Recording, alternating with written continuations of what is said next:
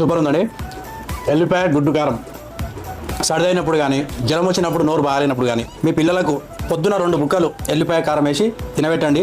హెల్తీగా ఉంటారు. ఇది మీరు ట్రై చేయండి మీ ఇంట్లో.